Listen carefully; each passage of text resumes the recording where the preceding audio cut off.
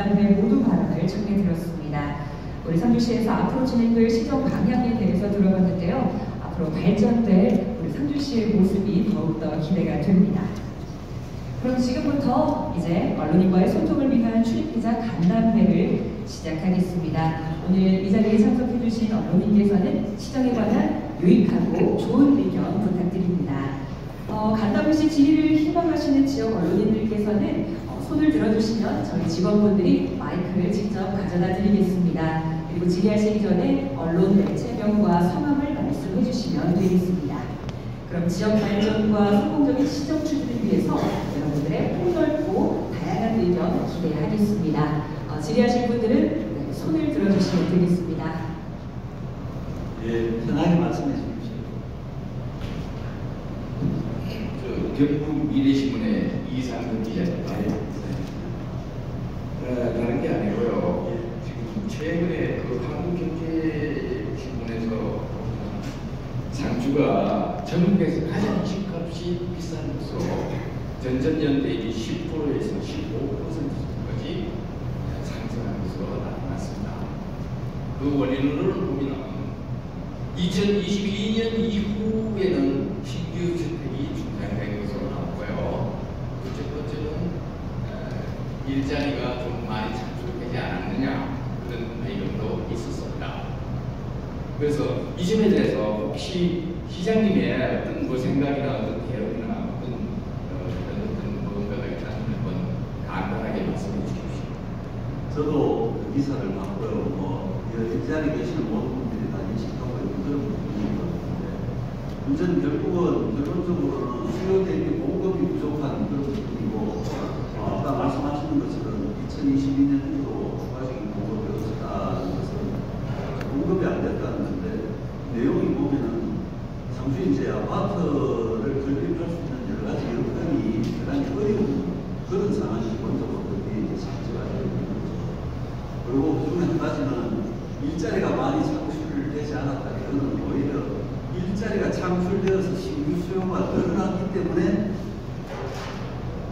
공급 부족으로 인한 문제가 지금 발생했다. 저는 이렇게 생각합니다. 일자리는 지금 늘어나고 있다. 그럼 문제는 무엇이냐? 해결을 해야 되는데, 기본적으로는 여러분들 다 아시다시피 상주에 아파트를 건설할 수 있는 그런 정도 친구들이 거의 다가 문화재 보호구역이나 문화재 이러한 관련한 분들의 이 여러 가지 제약을 받는 이런 구간이다 보니까 이게 사실은 쉽지가 않았습니다. 그래서 최근에 여러분 아시다시피 이쪽에 랜딩도 쉽게 말씀드리면은 우방공원이고 거기에 어린이공원 위에 있는 그쪽 부분에 민간 회사에서 지금 아파트 건립을 추진하고 있습니다.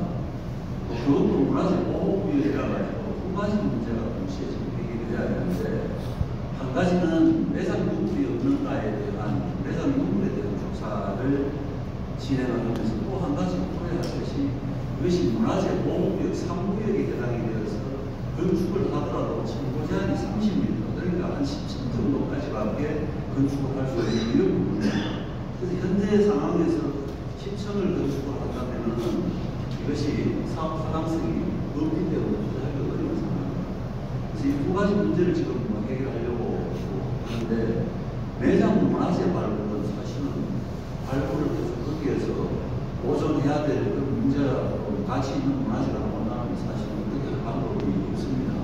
근데 최근에 다행인 것은 지금 대상 구역의 한 80% 정도 지금 발굴을 했는데, 아직까지는 그런 무슨 보호를 해야 될 만한 그런 유적이나 유물이 발굴되지 않습니다. 그래서 그 부분은 남았는 일정 부분이 있지만 좀 긍정적으로 보고 있고, 한 가지는 이제 문화재 보호 구역이기는 하지만 이것은 법률에 시대에 따른 문화재청의 문화재 관련 국가위원회에서 시비를 통해서 이것은 조정을 해줄 수 있는 그런 가능성이 있는 부분입니다.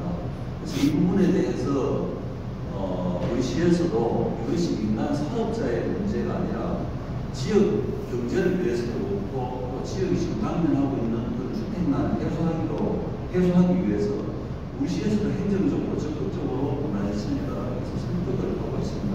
상주가 지금 처하고 있는 현실적인 이유, 중앙에 유명한 한국경제신문에 의해 기사가 될 것 같으면 지방이 지금 인구 감소를 해가지고 정주 여건 악화를 해가지고 소멸 위기를 겪고 있으면서 나라에서는 경직된 법률로 가지고 이것을 제어하는 것은 상식적으로 누가 봐도 다 문제가 있다고 하는 겁니다. 그래서 문화성에서도 이것을 심각하게 지금 법률을 하고 있는 그런 중입니다. 그래서 이러한 과정을 거쳐서 저는 이것을 그런 문화재청의 문화재관리위원회에서 선거 상황을 현실적으로 좀 검토해 줄 것이라고 그런 희망적인 목표를 가지고 우리 시에서도 문제를 하랍니다. 그러면은 사업이 시작이 된다고 하더라도 입주까지 한 2년 정도 걸리겠죠. 그 정도 걸리겠습니다만 그런 지금 당장 해결 방안을 가지고 전력 집중을 하고 있고 이 부분에 대해서 말씀드리겠습니다만 저는 우리 직원들에게 공식적으로 그런 이야기를 했습니다. 상주가 당면해 있는 이러한 상황에서 우리가 행정적으로 나서 적극적으로 도와주지 않으면 지금 경제가 돌아가지 않는다. 이런 부분을 보기에 따라서는 또 어떻게 다른 시각으로 봐서 행정이 특혜를 주는 것 아니냐 이런 얘기를 할 수도 있는데 절대로 그런 부분이 없고 우리가 담당하기 어떻게 일을 하라고 저는 시장으로서 모두 지금 내가 지겠다.